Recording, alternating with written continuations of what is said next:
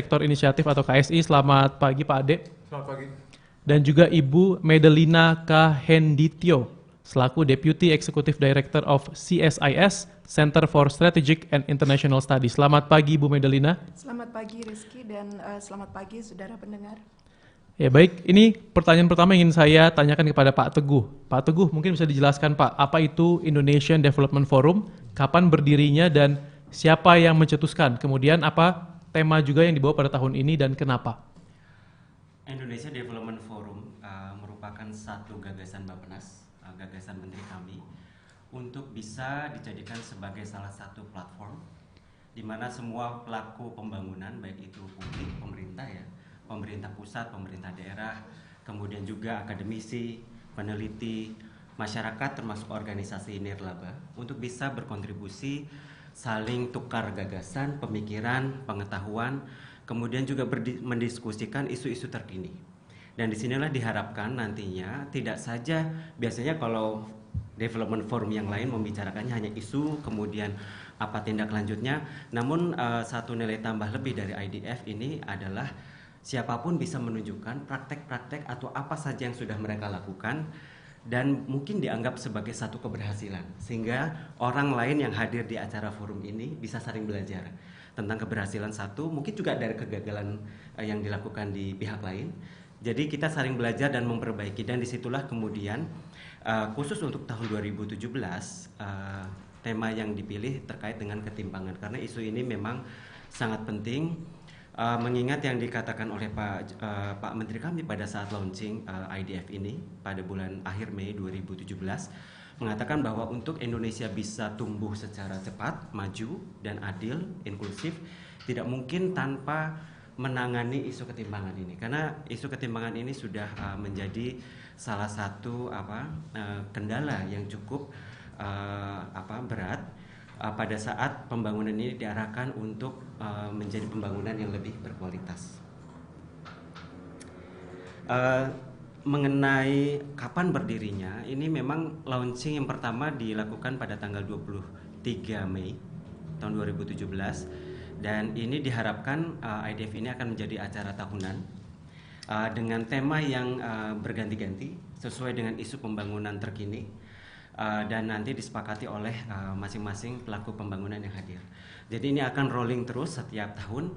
Pada akhir IDF tahun 2017 ini diharapkan juga nanti semua peserta bersepakat isu apa yang akan dibahas di tahun 2018. Dan berkaitan dengan fungsi sebenarnya dari IDF ini, tadi saya katakan sebagai salah satu platform kolaborasi, namun juga ini dapat dijadikan sebagai ajang, karena biasanya kita hanya memberi panggung pada pemerintah atau lembaga internasional atau para peneliti. Namun para praktisi ini sedikit sekali mendapatkan panggung untuk juga menunjukkan kontribusi mereka terhadap pembangunan di Indonesia selama ini.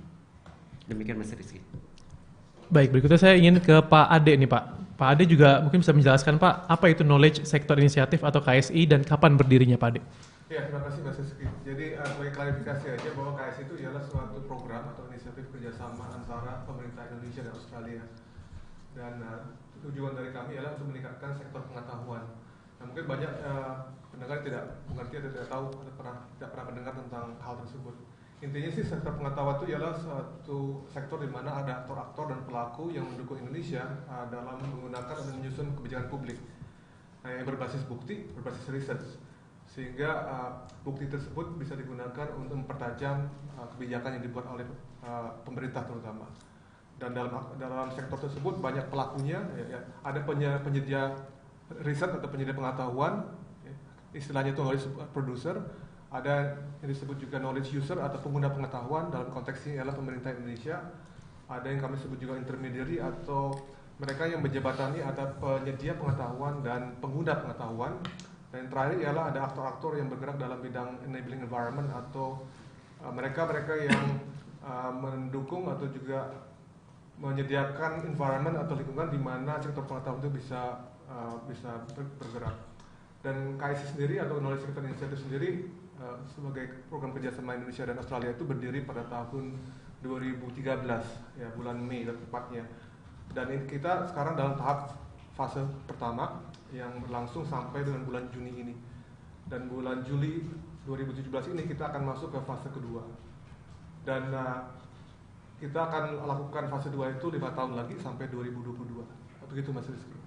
Baik, berikutnya saya ingin ke Ibu Medellina. Ibu, selaku perwakilan dari CSIS, mungkin bisa dijelaskan juga Ibu apa itu sebenarnya CSIS?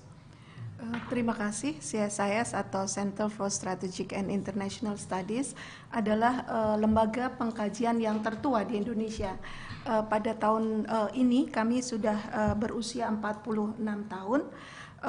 Didukung oleh kurang lebih 30 full time staff dan staff pendukung yang lain. Jadi kira-kira kami ada 75 orang yang bekerja di mendukung penelitian dan berbagai aktivitas. Sedangkan tujuan kami adalah untuk mengembangkan proses perumusan kebijakan melalui penelitian, dialog dan debat publik. Jadi melibatkan juga publik dalam advokasi kebijakan untuk membantu merumuskan tadi kebijakan yang berbasis penelitian. Nah, kami juga mengcover atau bidang penelitian pengkajiannya cukup luas dari segi ekonomi, politik dan hubungan internasional. Misalnya saja ada isu tentang kebijakan luar negeri, pertahanan keamanan, kemudian kebijakan-kebijakan perdagangan, tetapi juga mencakup isu-isu yang tidak hanya konvensional, tapi yang kami perkirakan akan lebih relevan 5 atau 10 tahun ke depan, misalnya tentang cybercrime, kemudian juga tentang digital economy, kira-kira itu. Terima kasih. Baik, berikutnya saya ingin ke Pak Maliki. Pak Maliki, ini sebenarnya apa sih Pak tujuan yang ingin dicapai dari kehadiran event Indonesia Development Forum ini? Tujuan besar dari IDF ini saya kira memang menjadi bagian dari bagaimana pemerintah bisa menjaring masukan dari berbagai pihak. Tadi seperti yang sudah disampaikan Pak Teguh, bahwa kita memang harus melibatkan semua pihak, bukan saja misalnya hanya pemerintah saja yang membuatkan perencanaan, tetapi juga pihak-pihak lain ya yang terlibat. Dalam hal ini tentunya ada praktisi, ada pihak NGO dan LSM dan juga akademisi yang mungkin juga banyak sekali memberikan istilahnya evidence-based policy ya, recommendation. Nah ini melalui IDF ini juga kita ingin menghimpun semua tema itu dan juga masukan sehingga masukan ini juga bisa masuk ke dalam siklus perencanaan kita. Karena itu sangat saya kira juga cukup penting ya dalam hal bagaimana kita bisa lebih mengkonkretkan rencana kita ke depan berdasarkan memang bukti-bukti yang jelas. Baik Pak Ade, kalau misalkan dasar dari akhirnya apa yang memutuskan dari Bappenas ini akhirnya bisa merangkul pemerintah Australia Pak untuk bisa berkolaborasi membentuk KSI. Jadi apa dasar saat itu Pak? Ya, untuk KSI sendiri yang dibentuk oleh pemerintah Indonesia dan Australia, lebih tepatnya ialah kami dalam konteks lebih detail lagi, kami itu ialah kerjasama yang bilateral antara Bappenas sebagai lembaga pemerintah Indonesia dengan DFAT atau Departemen Luar Negeri dan Perdagangan Australia. Jadi intinya yang kita ingin capai dari itu ialah bagaimana kita bisa mendukung percepatan pembangunan yang melalui pembuatan dan penggunaan kebijakan yang tepat sasaran dan tepat guna. Nah, kenapa juga relevan? Karena dengan menggunakan evidence dan menggunakan data dan research, kita bisa melakukan atau mendukung pembuatan dan penggunaan juga kebijakan publik yang lebih evidence based tadi.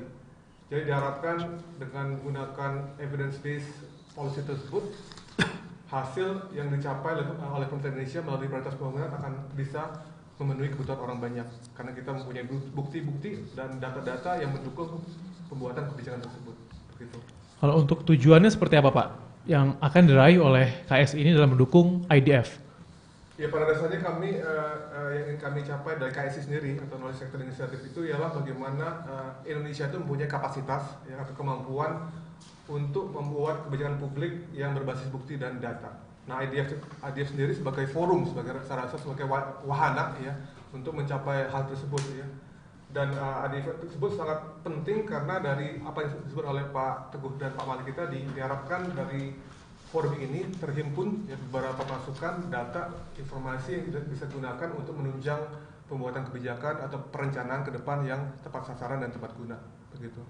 Baik, nah tadi sempat juga disinggung mengenai isu ketimpangan gitu ya, memang menjadi fokus besar dari acara ini, dan mungkin saya ingin bertanya kepada Ibu Medellina nih, Ibu, ini kan tadi sempat disinggung mengenai isu yang memang diangkat. Nah ini mengapa sebenarnya isu ketimpangan dalam pembangunan nasional ini menjadi penting seperti itu, dan hasil studi terkini tentang kondisi ketimpangan di Indonesia sendiri juga saat ini seperti apa, Bu Medellina? Terima kasih. Saya kira ketimpangan sosial terjadi di dalam masyarakat ini, khususnya untuk konteks Indonesia, tentu antaranya antara masyarakat yang mampu, yang terlihat dari persoalan aset, pendapatan dan konsumsi maupun investasinya, dengan yang dikategorikan sebagai masyarakat yang kurang mampu. Nah, saya kira fokusnya selama ini harus ditujukan pada kelompok yang kurang mampu ini, gitu. Karena memang kita melihat bahwa beberapa studi menunjukkan ketimpangan tidak hanya berdampak pada kualitas kehidupan, tetapi juga kualitas relasi. Adanya kesenjangan, biasanya kita melihat kesenjangan antara yang kaya dan miskin. Nah, kemudian mengapa isu ketimpangan ini menjadi penting? Karena implikasi-implikasinya dari perspektif kebijakan tentu harus dilihat penyebabnya, kemudian bagaimana menyusun respons kebijakan untuk mengatasi ketimpangan yang ada. Nah, studi yang selama ini dilakukan menunjukkan bahwa faktor-faktor yang mendorong ketimpangan, misalnya adanya dalam pembangunan sektoral, kemudian pertumbuhan penduduk, kemudian masih lemahnya akses pelayanan dasar, persoalan tenaga kerja, dan soal konektivitas. Nah, fokus peningkatan terhadap pelayanan dasar ini menjadi sangat penting karena memang data-data menunjukkan masih kurang merata, misalnya dalam pemberian penyediaan air bersih, kemudian persoalan sanitasi, pendidikan maupun kesehatan. Kita juga melihat masih ada ketimpangan di antara penduduk maupun antar wilayah dalam hal angka partisipasi sekolah, kemudian stunting atau kekurangan gizi, maupun pertumbuhan atau pembangunan yang masih bias di perkotaan. Nah, saya kira implikasi terhadap respon kebijakan ini yang sangat penting, dan itu saya kira menjadi bagian penting juga dari IDF ini adalah bagaimana mendorong pemerintah untuk merumuskan dan implementasi kebijakan yang bisa mengurangi ketimpangan, antara lain kebijakan untuk menciptakan lapangan kerja, kemudian memperkuat basis ekonomi pedesaan dan sektor pertanian, maupun mengurangi beban masyarakat yang kurang mampu melalui bantuan yang tepat sasaran, serta memperluas akses pelayanan dasar. Baik, dan ini kita akan mengetahui kapan dan juga di mana acara IDF ini akan dilaksanakan, serta yang juga penting adalah siapa saja pembicara yang akan hadir. Namun kita akan mengetahuinya sesaat lagi. Perbincangan ini masih akan berlanjut dan Anda bisa menyimaknya di radio jaringan KBR. Bagi Anda yang berada di Jakarta, bisa mendengarkan melalui 104.2 MS3 FM Jakarta atau via streaming YouTube channel Berita KBR dan website kbr.id, atau melalui aplikasi Android dan iOS search KBR Radio.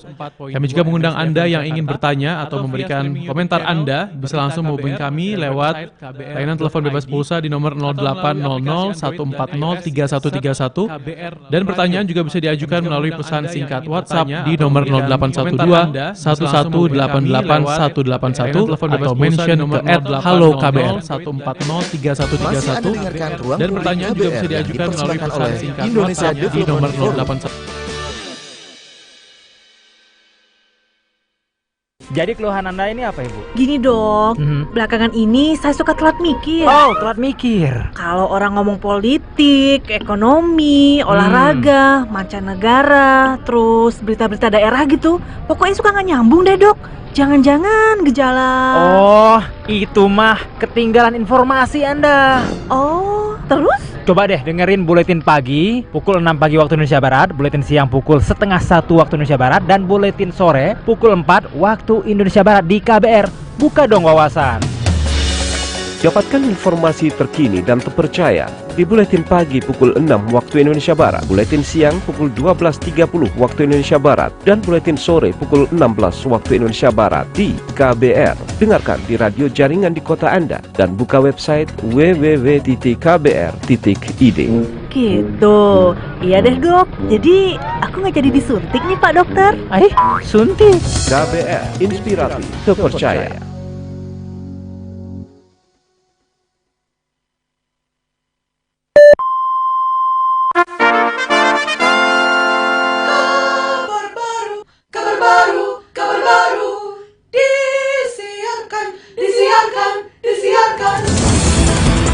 Anda mendengarkan kabar baru dari KBR. Inilah kabar baru dari kantor berita radio KBR. Saya tidak setuju dikatakan korban itu 400.000. Berarti kita ini holocaust, membunuh.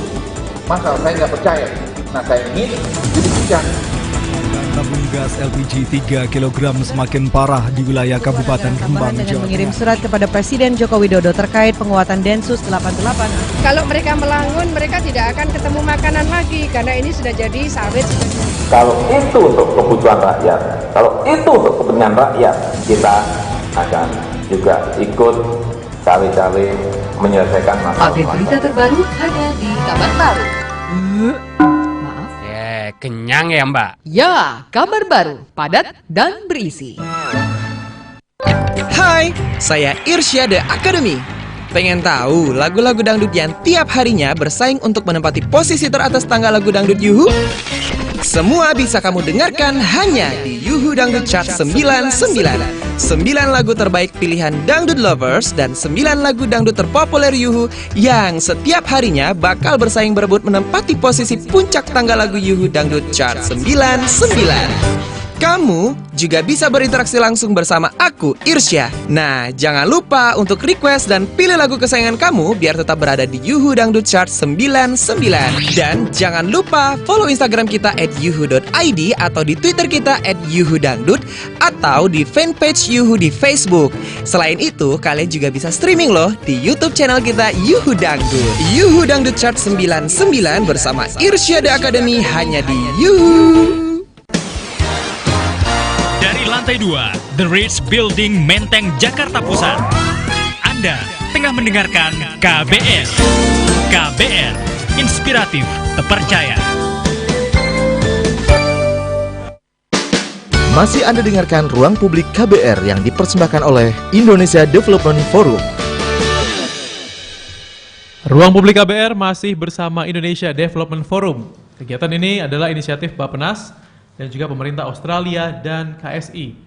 Ini adalah sebuah program kerjasama ataupun juga inisiatif dari Bappenas dan juga pemerintah Australia. Dan tema kita pagi ini adalah mengenai Indonesia Development Forum 2017, Fighting Inequality for Better Growth. Dan selanjutnya ini yang tadi sempat kita ingin tahu ya, ini mengenai kapan dan juga di mana sebenarnya nanti acara IDF ini dilaksanakan dan bagaimana acara IDF 2017 ini dimulai. Mungkin bisa dijelaskan Pak Teguh? Terima kasih Mas Rizky. IDF ini akan dilaksanakan pada tanggal 9 sampai 10 Agustus 2017 di Jakarta. Akan melibatkan sekitar harapannya bisa hadir sekitar 700 peserta, cukup besar. Dan IDF ini sebenarnya sudah dimulai sejak bulan April dengan adanya Ruto IDF. Beberapa acara, karena IDF ini Bappenas tidak hanya menggandeng pemerintah Australia, melalui Knowledge Sector Initiative, program kerjasama di antara kedua pemerintah ini. Namun juga kami menggandeng adanya aliansi riset kebijakan yang terdiri dari 16 mitra lembaga peneliti atau lembaga pengkajian publik. Kebijakan publik yang lembaga-lembaga ini kemudian melakukan beberapa kegiatan mendiskusikan topik mengenai inequality secara bertahap. Nah, salah satunya adalah yang dimulai pada bulan April ya, yang ada dikatakan sebagai Road to Indonesia Development Forum. Dan ini acara ini akan bergulir di luar dari Road to IDF. Salah satu bagian dari Road IDF juga adalah acara Call for Papers. Jadi kami mengundang sumbangsih tulisan, baik itu karya ilmiah atau tulisan mengenai berbagai macam pengalaman dari pelaksanaan pembangunan yang dilakukan oleh berbagai pihak, bisa itu swasta, bisa itu masyarakat, individu, menuangkan pengalaman mereka tentang bagaimana sebenarnya mereka berkontribusi untuk mengurangi ketimpangan.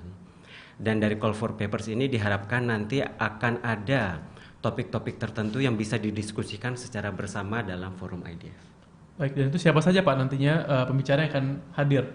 Pembicara yang hadir kami harapkan dari Indonesia mungkin ada beberapa menteri, kemudian ada pembicara internasional terutama dari ahli-ahli ekonomi yang juga memiliki fokus pada ketimpangan. Juga ada pembicara perwakilan dari berbagai lembaga multilateral, artinya lembaga internasional, baik itu yang berbasis bilateral dari negara mitra pembangunan, ataupun lembaga-lembaga seperti dari Bank Dunia, kemudian dari PBB dan sebagainya. Juga kami mengundang juga ada pembicara dari Pemda, juga perwakilan dari kelompok masyarakat, dan tentunya dari para peneliti. Diharapkan dengan semakin beragamnya pembicara di forum ini, lebih banyak ide yang dapat ditangkap untuk bisa menentukan langkah atau tindak lanjut berikutnya untuk bagaimana berbagai macam pemangku kepentingan ini bersama-sama berkolaborasi menangani isu ketimpangan di Indonesia.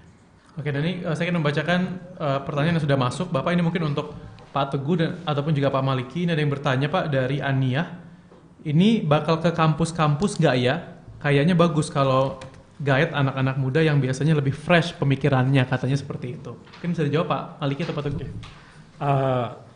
Ya, saya kira itu terbuka sekali. Ya, jadi kita kemarin setelah bulan April sudah launching Call for Papers. Kita sudah mencoba untuk menyebarkan informasi bukan saja tadi ya yang bersifat memang stakeholders, tadi pemerintah daerah ataupun LSM, NGO ataupun akademisi. Tetapi kita juga sebenarnya ingin mendengar dari para tenaga kerja muda ya ataupun mahasiswa yang saya kira memang pemikirannya mungkin relatif baru, relatif inovatif gitu ya. Nah ini kita tunggu. Jadi silahkan mensubmit tadi ide-ide tadi dalam bentuk abstrak setidaknya sehingga ya kita bisa mendengar apa yang dirasakan pemuda ya. Baik, dan untuk pertanyaan berikutnya ke Pak Teguh mungkin ini ya Pak. Ini dari Rizal di Bekasi Pak. Bagaimana dukungan pemerintah pada acara IDF ini? Apa saja dukungannya? Karena acaranya bagus, katanya seperti itu Pak. Hopefully acaranya bagus dan saya yakin juga acaranya akan bagus. Kami betul-betul mempersiapkan acara ini dan kami sangat berharap juga partisipasi dari berbagai pemangku kepentingan itu cukup aktif. Dan Mas Rizal di Bekasi tadi menanyakan kalau boleh diulang saya lupa. Ini apa saja dukungan pemerintah atau adakah dukungan pemerintah seperti itu? Dukungan pemerintah selama ini kami berusaha berbagi apa yang sudah kami lakukan ya. Berbagi pengalaman dengan berbagai macam pemangku kepentingan dan nanti diharapkan dari salah satu dari hasil dari IDF ini kita bisa membangun kerjasama yang lebih kuat. Pemerintah tentu akan memberikan dukungan melalui kebijakan, program, perbaikan regulasi yang memungkinkan penanganan isu-isu ketimpangan ini secara lebih efektif. Gitu. Dan pemerintah juga sebenarnya akan menjaring lebih banyak masukan. Kami juga berkolaborasi mendukung universitas untuk melakukan penelitian-penelitian terkait dengan isu-isu pembangunan. Kami juga berkolaborasi tentu melalui KSI untuk bisa menyediakan lebih banyak bukti yang dapat ditangkap oleh pemerintah dan dijadikan masukan sebagai bahan perencanaan, terutama karena dari Bappenas untuk perencanaan pembangunan di tahun-tahun berikutnya. Baik, dan kita sudah ada yang bergabung kita di telepon. Halo, selamat pagi. Halo. Ya, silakan Bapak, dengan siapa di mana Pak? Pak Ali di Bekasi. Dengan Pak Ali di Bekasi. Silakan pertanyaannya Pak Ali. Ini saya prihatin dengan keadaan Indonesia saat ini ya, mengenai isu SARA termasuk. Apakah menjadi fokus IDF juga ya? Aha. Halo? Ya Pak Ali mungkin bisa diulangi pertanyaannya dan suaranya bisa lebih jelas lagi Pak, mungkin dijauhkan radionya. Saya prihatin dengan Indonesia saat ini. Dengan isu SARA seperti itu ya Pak ya? Iya. Apa menjadi fokus dari kerja IDF atau enggak? Ada lagi Pak Ali? Terus bagaimana dukungan pemerintah selama ini terhadap IDF? Baik, Terima sudah cukup kasih. Pak Ali? Ya, sudah? Sudah. Baik, terima kasih Pak Ali di Bekasi. Nah ini mungkin juga yang jadi perbincangan memang selama beberapa bulan terakhir adalah isu SARA. Nah ini Pak Ali menanyakan apakah memang ada topik ini yang nanti dimasukkan ke dalam acara ini Pak. Mungkin siapa yang bisa menjawab? Secara khusus mungkin tidak ya. Namun di situ ada salah satu subtim yang namanya ketimpangan dan konteksnya. Ya. Tentu di situ akan bicara lebih luas bagaimana sebenarnya tadi yang seperti disampaikan Ibu Madalina, bagaimana sebenarnya ketimpangan itu terjadi. Ya. Termasuk mungkin ketimpangan dalam hal kapasitas ya, atau dalam hal bagaimana dampak sosial dari ketimpangan itu sendiri. Jadi saya kira mudah-mudahan di sana kita bisa menangkap apa saja sih sebenarnya dampak dari ketimpangan ini terhadap ekonomi dan sosial. Nah ini kalau dari sisi sosial tentunya akan termasuk di dalamnya adalah isu SARA tadi ya. Nah itu satu. Kemudian yang kedua, ini pertanyaannya itu bagaimana peran pemerintah ya dalam IDF ya. Sebenarnya IDF sendiri adalah ide dari merupakan bagian dari pemerintah, maksudnya ide dari pemerintah itu sendiri. Jadi pemerintah mencoba untuk mencetuskan IDF ini sehingga kita bisa melibatkan semua pihak ya. Yang memang terlibat ataupun nanti akan bisa berkontribusi secara signifikan terhadap perencanaan pembangunan. Nah dari sini kita bisa bagaimana sebenarnya kalau misalnya kita sudah tahu dari ide-ide dari pihak-pihak yang lain, tentunya akan jauh lebih mudah bagi kami untuk melakukan implementasi pembangunan itu sendiri. Baik, begitu saya ingin ke Pak Ade. Pak Ade, ini sebenarnya bagaimana sih Pak sektor pengetahuan seperti itu dapat memberikan kontribusi dalam mengatasi ketimpangan dalam pembangunan di Indonesia? Iya, Mas Rizky. Jadi ketimpangan dalam pembangunan itu kan bisa dapat kita atasi kalau kita punya kebijakan publik yang tepat guna dan tepat sasaran kan begitu. Tanpa ada policy atau kebijakan yang tepat sasaran, saya rasa isu-isu tersebut tidak bisa ditangani karena memang root cause-nya nggak bisa kita tackle begitu. Nah, kebijakan yang tepat sasaran tersebut tentunya disusun atau dirancang dengan menggunakan bukti dan analisa ya. Karena tanpa bukti dan analisa outputnya tentu juga tidak akan tepat sasaran. Nah, kami di sektor pengetahuan ini tentunya berkontribusi dengan melakukan beberapa hal. Ya, yang pertama ialah mendukung penelitian untuk mendapatkan bukti dan analisa tersebut ya, untuk mendukung pembuatan kebijakan. Kami juga mempromosikan penggunaan bukti atau evidence dalam pembuatan kebijakan. Jadi bukan hanya membuat atau melakukan riset, tapi bagaimana hasil riset tersebut digunakan di dalam pembuatan kebijakan. Dan yang terakhir tentunya kami juga mendukung bagaimana supaya environment atau lingkungan di mana kebijakan publik berbasis data itu tersebut bisa dilakukan dengan kondusif. Artinya ada insentif untuk melakukan hal tersebut. Begitu. Ya. Baik, kita akan jeda sejenak dan perbincangan ini masih akan berlanjut. Anda bisa menyimaknya di radio jaringan KBR. Bagi Anda yang berada di Jakarta, dengarkan melalui 104.2 MS FM Jakarta atau via streaming YouTube channel Berita KBR dan website kbr.id atau melalui aplikasi Android dan iOS, search KBR Radio. Kami juga mengundang Anda yang ingin bertanya atau memberikan komentar bisa melalui telepon bebas pulsa di nomor 0800 140 3131 ataupun juga melalui pesan singkat WhatsApp di nomor 0812 1188 181 atau mention ke @halokbr. Masih Anda dengarkan Ruang Publik KBR yang dipersembahkan oleh Indonesia Development Forum.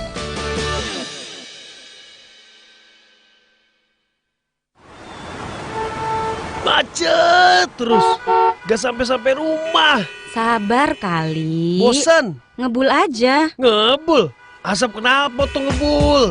Ngebuletin sore aja. Rangkaian berita terkini dari dunia ekonomi, politik, sosial, hukum, olahraga, dan internasional. Juga berita daerah dari Aceh sampai Papua. Ratusan pucuk senjata api ilegal. Saudara perusahaan pupuk milik Badan Usaha Serta laporan utama 5 menit tentang peristiwa di Asia Tenggara dan Asia Timur. Sex work are what most transgender people in Pakistan end up doing. Buletin Sore, Senin sampai Jumat jam 4 sampai setengah 5 sore waktu Indonesia Barat di radio jaringan KBR di kota Anda. Buletin Sore, lebih pas dan mantap menemani segala aktivitas sore hari Anda. Aduh, terima suap. Anggota DPR divonis 12 tahun penjara. Harga BBM naik. Negara ini mau jadi Udah apa? jam Coba. 6 nih, Pak. Telat ke kantor kalau masih baca korannya. Baca koran itu penting, mah. Biar kita itu nggak ketinggalan berita. Dengerin buletin pagi KBR aja. Semua peristiwa teraktual ada di sana. Ada berita politik, hukum, ekonomi, kesehatan, lingkungan, olahraga, nasional, internasional, semua ada. Loh, kok Mama baru ngasih tahu Papa sekarang sih? Maaf, selama ini Mama asik sendiri dengerin lewat HP sambil Papa nyetir. Langsung tancap gas aja kalau gitu. Buletin pagi KBR mengudara tiap Senin hingga Jumat pukul 6 hingga 6.30 waktu Indonesia Barat di radio jaringan KBR di kota Anda. Yang baru. Apaan tuh, Bang? Abang punya sesuatu yang baru setiap harinya. Yang baru? Yuhu Sore. Emang ada aja yang baru di setiap harinya. Semua bisa kamu dapatkan di Yuhu Sore. Mulai dari lagu tren masa kini sampai acara masak. Pas banget nih buat aku. Ditemani oleh Stepa Iko, Mesti Hanita, Dini Sang Pemika, Charlie Juno, dan juga Niki Tirta. Yuhu Sore akan hadir setiap hari Senin sampai hari Jumat jam 5 sampai jam 8 malam di puluhan radio jaringan di kota-kota besar di seluruh Indonesia serta puluhan radio jaringan lainnya. Pengen dapetin sesuatu yang baru? Ya cuma ada di Yuhu Sore. Yuhu, it's always a good time. Dari lantai 2, The Ritz Building, Menteng, Jakarta Pusat. Anda tengah mendengarkan KBR. KBR, inspiratif, terpercaya. Masih Anda dengarkan Ruang Publik KBR yang dipersembahkan oleh Indonesia Development Forum. Ruang Publik KBR masih bersama Indonesia Development Forum. Kegiatan ini inisiatif Bappenas, Pemerintah Australia, dan KSI, Knowledge Sector Initiative, sebuah program kerjasama antara Bappenas dan juga pemerintah Australia. Dan tema kita pagi ini adalah Indonesia Development Forum 2017, Fighting Inequality for Better Growth. Nah, ini sudah ada yang bergabung dengan kita, Bapak, di layanan telepon. Ini ada Pak Pono di Yogyakarta, betul Pak? Halo, selamat pagi. Halo, selamat pagi Pak Pono. Iya Pak, saya mau tanya nih Pak. Iya, silakan Pak Pono. Iya, selamat pagi dengan program KBR yang pertanyaannya gini Pak, untuk mengataskan kemiskinan ini program kerjanya apa saja ya? Berhubung di Jogja ini masih banyak masyarakat miskin gitu. Baik, jadi untuk mengataskan kemiskinan apa saja programnya seperti itu ya Pak? Halo Pak Pono?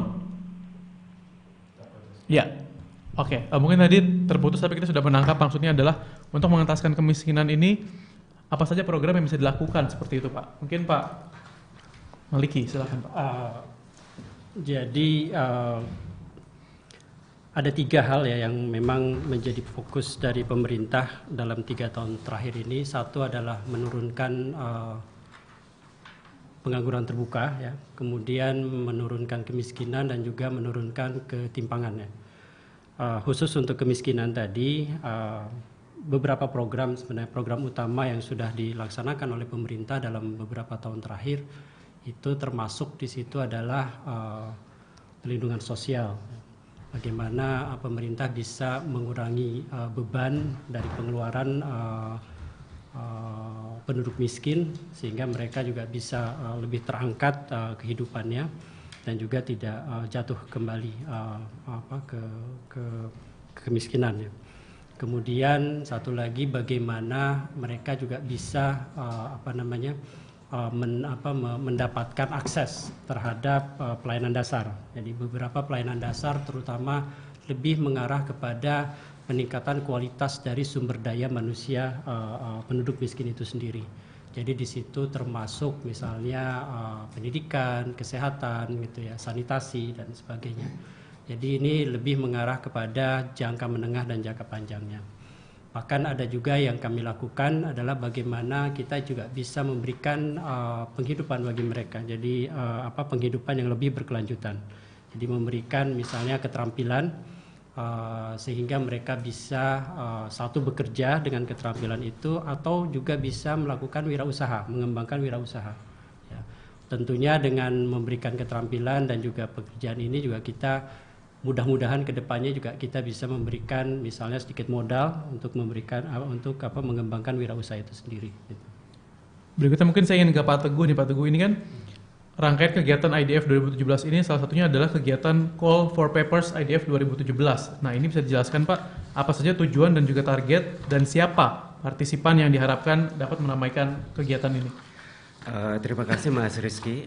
Mengenai Call for Papers ini sudah di launching pada tanggal 23 Mei 2017 dan akan ditutup untuk bisa menerima tulisan ataupun karya ilmiah dari nanti para baik peneliti ataupun masyarakat atau dunia usaha, pemerintah daerah atau dari penulis-penulis internasional pada tanggal 5 Juli 2017. Ada 11 subtema yang bisa bagaimana tulisan-tulisan itu diarahkan. Tema-tema itu tidak saja berfokus mengenai apa esensi dari inequality atau ketimpangan itu sendiri, tapi juga membahas mengenai apa yang dimaksud dengan inclusive growth. Pertumbuhan yang inklusif itu seperti apa? Kemudian bagaimana sebenarnya pemerintah bisa menangani ini, terutama misalnya dalam meningkatkan akses ke keuangan. Bagaimana mendorong kewirausahaan seperti tadi disampaikan oleh Pak Maliki. Terutama setelah akhir-akhir ini kita melihat banyak wirausaha yang orientasinya adalah menyelesaikan masalah-masalah sosial seperti social entrepreneurship, itu mulai tumbuh. Kemudian bagaimana juga pemerintah berusaha terus mengurangi korupsi. Karena hubungan korupsi dengan ketimpangan ini juga sangat erat kaitannya. Bagaimana kemudian anggaran tidak dilakukan tidak efisien sehingga justru menimbulkan beban tersendiri dalam penanganan ketimpangan itu sendiri. Kemudian ada yang berkaitan juga dengan pertanian.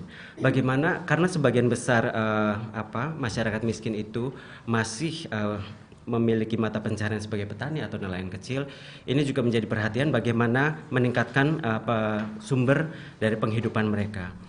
Hal yang lain atau aspek-aspek yang lain dibahas untuk Call for Papers mencakup juga sebenarnya dengan adanya dinamika perkotaan sekarang. Mungkin mengira bahwa tidak semua orang di kota itu hidupnya, banyak yang mengira hidup di kota itu enak misalnya.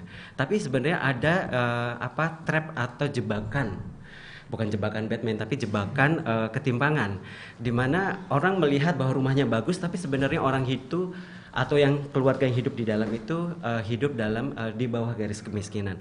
Kita tidak tahu, dan itu merupakan beberapa yang akan dibahas, termasuk juga yang mungkin yang penting yang juga menjadi perhatian Pak Jokowi adalah membangun ke arah Indonesia Timur.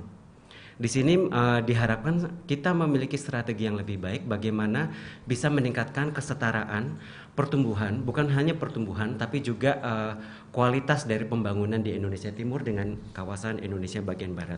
Hal-hal yang lain terkait yang tadi disampaikan oleh Pak Maliki, penyediaan pelayanan dasar, kebijakan fiskal dan investasi, dan juga bagaimana kita bisa memanfaatkan kemajuan teknologi untuk bisa mengatasi ketimpangan. Akhir-akhir ini kan banyak e-commerce, kemudian penggunaan software untuk membuka lapangan kerja lebih banyak lebih banyak orang. Ini juga menjadi bagian yang dijadikan subtopik dari Call for Papers.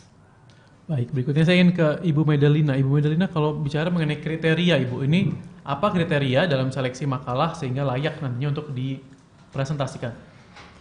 Ya, sebetulnya sebelum sampai kriteria kan selama ini sudah disebarluaskan Call for Papers itu, dan bisa saya ulangi di sini bahwa kami mengundang siapapun yang mempunyai ide gagasan untuk pembangunan yang inklusif ini untuk dikirimkan dan diseleksi, dan jika nanti terpilih atau menjadi papers yang terbaik akan dipresentasikan di forum IDF itu. Nah, yang bisa disubmit atau dikirimkan kepada kami adalah dalam bentuk abstrak itu 150 kata, kemudian abstrak yang diperluas itu 500 sampai 700 kata, dan boleh juga dikirimkan sudah dalam bentuk full paper. Itu kira-kira 12 halaman. Dan sampai tadi disampaikan bahwa kami masih menunggu sampai tanggal 5 Juli. Meskipun sekarang ini sudah kami terima lebih dari 100 yang mengirimkan naskahnya untuk diseleksi. Nah, tahapan seleksi ini ada dua, Pak. Yang pertama adalah dengan screening, karena banyaknya paper yang masuk, pasti ada screening awal itu untuk ditentukan paper mana yang masuk dalam tahapan review yang lebih mendalam. Dan dalam tahapan screening ini selain dilakukan oleh para peneliti dan ahli dari Bappenas bekerja sama dengan Aliansi Riset Kebijakan atau ARK yang tadi disebutkan, terdiri dari 16 organisasi penelitian dan pengkajian. Kemudian setelah lolos dari screening ini akan dilakukan review terhadap paper yang lolos tahap pertama ini, yang akan diseleksi juga oleh para ahli di berbagai bidang tentu yang relevan dengan topiknya, dan terutama akan menggunakan 4 kriteria pokok. Yang pertama adalah relevansi, apakah sesuai dengan topiknya, kemudian metodologi, kita akan melihat bagaimana pendekatannya, data, koherensi, penyampaian data, kemudian teori-teori ataupun argumen pendukungnya. Kriteria ketiga yang ini sangat diharapkan dan penting adalah originalitas atau keaslian gagasan, karena kami mengharapkan adanya ide-ide baru yang inovatif tentunya untuk dapat disajikan di forum IDF ini. Kemudian kriteria terakhir dan juga penting adalah aplikasi atau penerapan. Misalnya apakah menawarkan solusi yang konkret untuk memecahkan masalah, inovatif, kemudian berkontribusi pada perumusan kebijakan, ataupun dapat diaplikasikan di banyak tempat. Tadi disebutkan adanya inklusif dan penekanan pada pembangunan ke Indonesia Timur, maka dalam penyeleksian makalah ini kami juga memberikan perhatian pada aspek pemerataan untuk ditampilkan gagasan-gagasan yang baik dari seluruh Indonesia.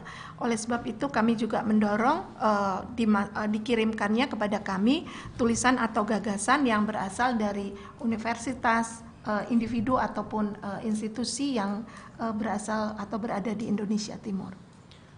Baik, saudara pendengar, perbincangan ini masih akan berlanjut dan Anda bisa menyimak di radio jaringan KBR. Bagi Anda yang berada di Jakarta bisa mendengarkan melalui 104.2 MS3 FM Jakarta, via streaming YouTube channel Berita KBR dan website kbr.id, atau melalui aplikasi Android dan iOS search KBR Radio. Kami juga mengundang Anda yang ingin bertanya atau memberikan komentar bisa menghubungi kami lewat telepon bebas pulsa di nomor 021 21 390 394 ataupun juga melalui pesan singkat WhatsApp di nomor 0812 11 88 181 atau mention ke @halokbr. Masih Anda dengarkan Ruang Publik KBR yang dipersembahkan oleh Indonesia Development Forum.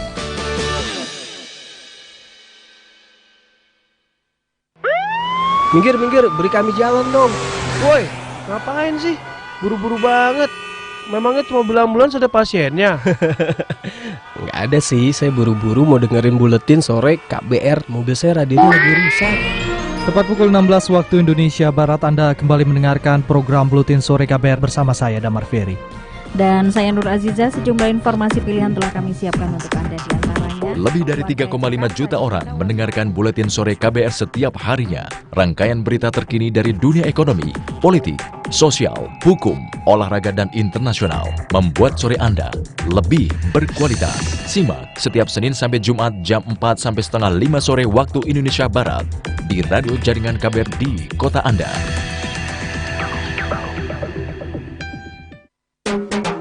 Ada apa di Yuhu Pop Chart 99? Ada saya dong, Joso Suherman. Ada 9 lagu terbaik pilihan pendengar dan 9 lagu terbaik yang dikompil dari radio-radio seluruh Indonesia. Yuhu Pop Chart 99 mengudara di radio-radio jaringan seluruh Indonesia. Kalau kamu pengen tahu dan gak pengen lagu kesayangan kamu tersingkir dari posisi teratas tangga lagu Pop Chart 99 di Yuhu, jangan lupa request dan ikuti terus perkembangannya setiap hari Senin sampai Jumat pukul 3:30 sampai 5 sore waktu Indonesia Barat. Hanya di Yuhu dan radio jaringan di kota kamu. Akan ada kejutan setiap segmennya. Makanya, jangan lupa follow Twitter Yuhu Pop, tonton siaran live Yuhu, dan subscribe channel YouTube Yuhu. Follow Instagram dan fanpage Yuhu di Facebook ya. Yuhu Pop Chart 99 bareng saya, Joso Suherman, hanya di Yuhu.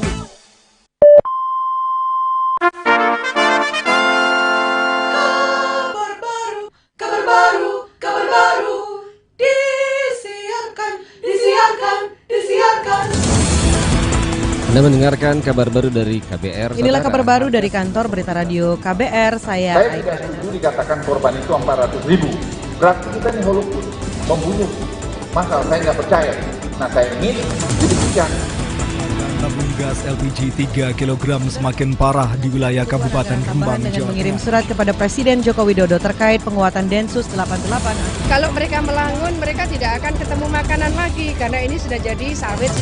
Kalau itu untuk kebutuhan rakyat, kalau itu untuk kepentingan rakyat, kita akan juga ikut cawe-cawe menyelesaikan masalah. Update berita terbaru hanya di Kabar Baru. Kenyang ya Mbak? Ya, kabar baru, padat dan berisi. Dari lantai 2, The Ritz Building, Menteng, Jakarta Pusat. Anda tengah mendengarkan KBR. KBR, inspiratif, terpercaya. Masih Anda dengarkan Ruang Publik KBR yang dipersembahkan oleh Indonesia Development Forum. Inilah bagian akhir Ruang Publik KBR bersama Indonesia Development Forum. Kegiatan ini inisiatif dari Bappenas dan juga pemerintah Australia dan KSI, Knowledge Sector Initiative, yaitu sebuah program kerjasama antara Bappenas dan juga pemerintah Australia. Dan tema kita pagi ini adalah Indonesia Development Forum 2017, Fighting Inequality for Better Growth. Perbincangan ini masih akan berlanjut dan Anda bisa menyimaknya di radio jaringan KBR. Bagi Anda yang berada di Jakarta bisa mendengarkan melalui 104.2 MSR FM Jakarta atau via streaming YouTube channel Berita KBR dan website kbr.id atau melalui aplikasi Android dan iOS search KBR Radio. Kami juga mengundang Anda yang ingin bertanya atau memberikan komentar bisa menghubungi kami lewat telepon bebas pulsa di nomor 021 21 390 394 ataupun juga melalui pesan singkat WhatsApp di nomor 0812 11 88181 atau mention ke @halokbr. Pak Teguh, ini apa harapan dari IDF 2017 Pak untuk tujuan pembangunan di Indonesia ke depannya? Seperti yang saya sudah sampaikan di awal, memang IDF ini diharapkan menjadi satu platform untuk para pelaku pembangunan, baik itu publik, swasta maupun masyarakat, termasuk juga lembaga mitra pembangunan internasional untuk berkolaborasi, saling bekerja sama untuk mendukung pembangunan di Indonesia, termasuk mengatasi berbagai macam isu. Salah satunya adalah yang dibahas tahun 2017 terkait dengan ketimpangan ini. Dan untuk Bappenas sendiri, IDF ini diharapkan juga menjadi satu wadah untuk menampung pemikiran-pemikiran baru, ide-ide baru, yang nantinya bisa kita gunakan untuk menggulirkan perencanaan yang lebih baik pada tahun berikutnya. Pada saat yang sama juga mungkin para peserta IDF terlepas dari latar belakangnya bisa menggunakan hasil-hasil dari IDF, saling belajar hasil pembelajaran satu dengan yang lain sehingga bisa memperbaiki, meningkatkan lagi kontribusinya untuk pembangunan. Baik, kalau untuk Pak Ade sendiri Pak, selaku perwakilan dari KSI ini, apa harapannya Pak dari IDF 2017? Ya, terima kasih Mas Rizky. Tentunya dari kami sebagai mitra dari Bappenas dalam pelaksanaan IDF ini ingin memastikan bahwa event ini berjalan dengan sukses. Artinya yang pertama ialah tentunya speaker-speaker yang kita undang itu tentunya akan datang dan mempresentasikan paper mereka dengan baik. Ya. Yang kedua tentunya ada hasil yang nyata atau konkret dari sesi yang dilakukan di sana sehingga bisa menjadi masukan untuk Bappenas dalam perencanaan rencana kerja sebelumnya. Dan ketiga tentunya aktif partisipasi dari peserta. Saya rasa itu yang penting sehingga bukan hanya peserta tapi juga maksud saya penjucara tapi juga peserta memberikan kontribusi terhadap pelaksanaan event ini. Begitu. Baik, untuk Ibu Medalina mungkin saya ingin bertanya Bu, ini bagaimana menurut pandangan Ibu nantinya ide-ide pada IDF 2017 ini dapat terimplementasi secara nyata dan juga pastinya optimal bagi pembangunan di Indonesia? Terima kasih Mas Rizky. Saya kira ini forum yang terbuka, masukan dari berbagai sektor dalam masyarakat dan tentu ini akan membutuhkan proses nanti untuk tahap implementasinya. Tetapi seperti disampaikan tadi, ini kan yang disampaikan bukan hal-hal yang hanya teori, hanya penelitian, tetapi banyak berbagai praktek-praktek baik yang sudah diimplementasikan di daerah.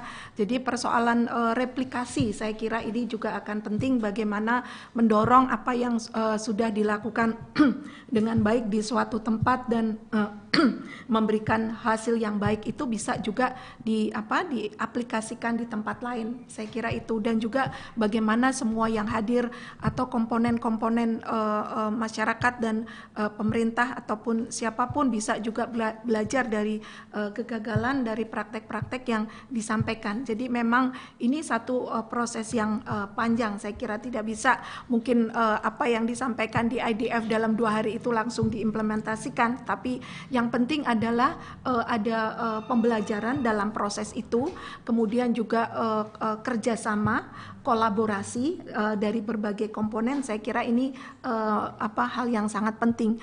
Dan saya sebagai anggota dari aliansi, forum ini menjadi aliansi kebijakan tadi menjadi sangat penting karena pertama adalah untuk menunjukkan visibilitas atau keberadaan lembaga-lembaga penelitian di Indonesia.